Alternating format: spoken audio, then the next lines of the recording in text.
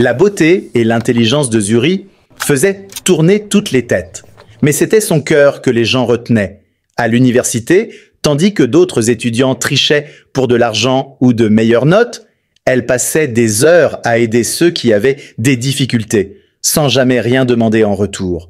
Elle s'apprêtait à passer son dernier examen avant Noël, et son excitation pour les fêtes aurait dû suffire à lui garder le sourire.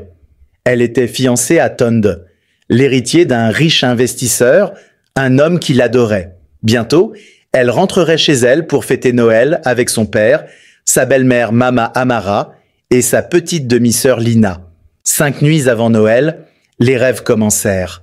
Sa défunte mère lui apparut, sa voix résonnant dans des couloirs sombres et mouvants. « Prie, mon enfant !» dit-elle, et Zuri sentit une peur glaciale s'emparer de sa poitrine. Derrière sa mère se dressait une ombre immense, ondoyante. Elle tendait la main vers Zuri, avide de l'arracher à la chaleur et à la sécurité de la vie.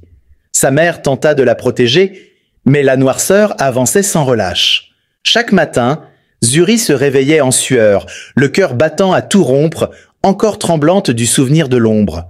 Instinctivement, elle chercha la Bible en cuir que son père lui avait offerte peu après la mort de sa mère. Elle l'avait gardée toutes ces années, rangée et intacte, mais désormais, son poids familier lui semblait vital. Ses doigts en caressèrent à la couverture avant qu'elle ne l'ouvre sur les passages que sa mère lui avait demandé d'apprendre par cœur. Doucement, Zuri murmura des prières entre ses lèvres. La peur resta présente, mais une lueur de calme remplaça peu à peu la panique. Elle se souvint du visage aimant de sa mère, de la chaleur de ses bras, et sut qu'elle n'était pas seule. Ce dimanche-là, elle décida d'aller à l'église, espérant que la prière apaiserait son esprit. Pourtant, à la fin de l'office, alors que les fidèles sortaient, une vieille femme qu'elle n'avait jamais vue s'approcha d'elle. Ses yeux étaient perçants, anciens, et emplis d'un savoir étrange. « Mon enfant !» dit-elle d'une voix tremblante mais empreinte d'autorité. « Ce Noël sois prudente, veille et prie. Le diable est proche, plus proche que tu ne le crois. Tu portes la lumière, ma fille, mais la lumière attire la jalousie. Prie sans relâche. » Puis elle tourna les talons et disparut. Zuri, confuse, regarda autour d'elle. La vieille femme s'était volatilisée. Tund, qui l'attendait près de la porte de l'église, éclata de rire quand elle lui raconta l'histoire. « Ah, Zuri, ces vieilles femmes adorent raconter des histoires. Ne les laisse pas t'effrayer, c'est Noël, pas le jugement dernier. » Zuri rit aussi, mais son cœur battait fort.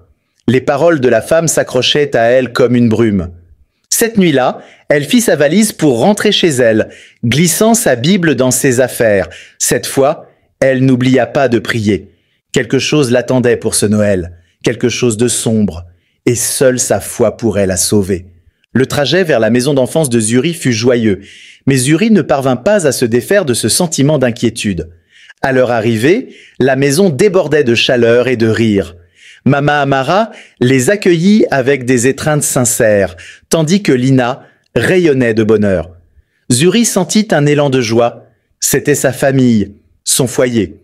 Elle distribua ses cadeaux, des présents choisis avec soin, une attention pour chacun. Lina, encouragée par Mama Amara, s'approcha avec une petite boîte finement emballée. « Zuri, j'ai un cadeau spécial pour toi », dit-elle, les yeux pétillants. Mama Amara sourit, mais dans ses yeux brillait une lueur calculatrice. « Vas-y, ma fille, offre-le-lui », murmura-t-elle. Zuri ouvrit la boîte, curieuse et ravie. À l'intérieur, un collier scintillait d'un éclat presque hypnotique. Elle les remercia et le passa autour de son cou. À peine le bijou eut-il effleuré sa peau qu'un léger frisson la parcourut. Elle n'y prêta pas attention. Mais le lendemain matin, tout changea. Une démangeaison insupportable la prit à la tête. Elle se mit à se gratter frénétiquement, haletante, criant « Des serpents! Ils rampent dans mes cheveux !» Ces cris résonnèrent de terreur, mais personne ne voyait rien. À leurs yeux, ses cheveux étaient normaux. Épuisée, tremblante, Zuri sombrait dans la folie. Mama Amara joua à la perfection le rôle de la belle-mère inquiète. « Mon mari, dit-elle d'un ton grave, il faut peut-être l'interner. Elle perd la raison. » Le père, bouleversé, hésitait, tandis qu'un léger sourire effleurait les lèvres de Mama Amara. Tund arriva, désespéré. Il essaya de la réconforter, mais peu à peu, ses visites se firent rares. Mama Amara feignait les larmes, Lina ricanait en cachette. Zuri dépérissait. Son corps s'affaiblissait, son esprit vacillait. Un soir, alors que tout espoir semblait perdu, ses doigts effleurèrent quelque chose sous sa couverture. La Bible. Faiblement, elle murmura « Aide-moi, maman, aide-moi, Seigneur ». Une chaleur douce envahit son cœur. Chaque jour, elle lut davantage. Peu à peu, les serpents disparurent. Les cauchemars s'effacèrent. Au 3e jour, elle était debout, guérie. À mesure que Zuri retrouvait ses forces, elle et Tunde se rapprochèrent à nouveau, leur amour ravivé après la tempête. Le papa de Zuri observait sa fille, stupéfait, la voyant reprendre des forces jour après jour. Chaque geste, chaque sourire naissant semblait défier les ténèbres qu'elle venait de traverser. Son cœur se remplissait d'émerveillement et de soulagement. Enfin, il se tourna vers sa femme, Mama Amara, la voix chargée d'émotion et d'autorité. « Annule tout !» lança-t-il avec force. « Zuri va bien, elle est guérie. Merci à Dieu, elle n'aura pas besoin de cet établissement psychiatrique. » Mama Amara resta figée, incapable de masquer la panique qui bouillonnait derrière son masque. Ce jour-là, le père, qui était sorti avec Zuri et Tunde pour une promenade, revint chercher son portefeuille oublié. En approchant, il entendit leur voix à travers la porte entr'ouverte. Son sang se glaça. « Plan B !» souffla-t-elle à Lina. « Elle se rétablit trop vite. C'est insupportable. Je la hais, comme j'ai toujours haï sa mère. Tout lui vient sans effort, la beauté, l'amour, l'argent, un fiancé riche. Et toi, Lina, tu n'as rien. Sa mère était pareille, gracieuse, aimée, parfaite, pendant que je devais me battre pour tout. J'ai fait en sorte qu'elle meure pour pouvoir épouser son mari. Mais même morte, il l'aime encore. Je la hais pour ça. » Son sang se glaça. Il se pencha, tendant l'oreille pour entendre la suite. Lina répondit, sa voix mêlant empressement et peur. « Maman, j'ai fait tout ce que la sorcière m'a demandé.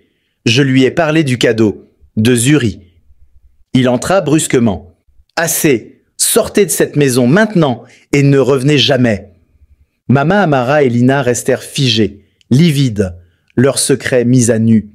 Zuri, dehors, entendit la voix de son père et comprit tout. Les larmes lui montèrent aux yeux. Tund lui prit la main. Elle sut alors que sa foi, les prières de sa mère et l'amour avaient triomphé du mal. Son père revint vers elle, l'enlaça tendrement. Le soleil brillait plus fort et le parfum du jour semblait plus doux. Pour la première fois depuis longtemps, la maison et le cœur de Zuri étaient enfin libres des ténèbres.